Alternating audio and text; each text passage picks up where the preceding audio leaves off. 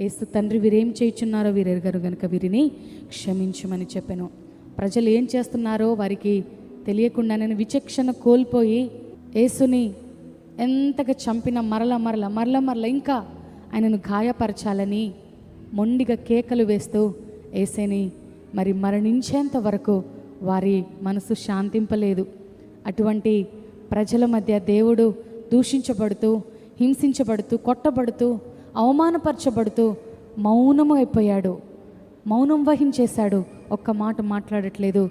నిజంగా ఆయనే కనుక ఒక్క మాట నోరు తెరిచుంటే అక్కడ అందరే ఒక్కరు మరి భస్మం అయిపోయేవారేమో, నిలువలేకుండా వెళ్ళిపోయేవారేమో. కానీ దేవుడు అట్టి కార్యము చేయలేదు. ఎందుకో తెలుసా?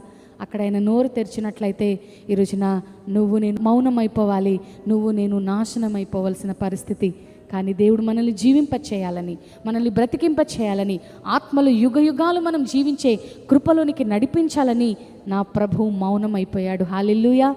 తండ్రి వీరేం చేయుచున్నారో వీరికి తెలియదు కాబట్టి వీరిని క్షమించమని ప్రభు కోరుకుంటూ ఉన్నాడు.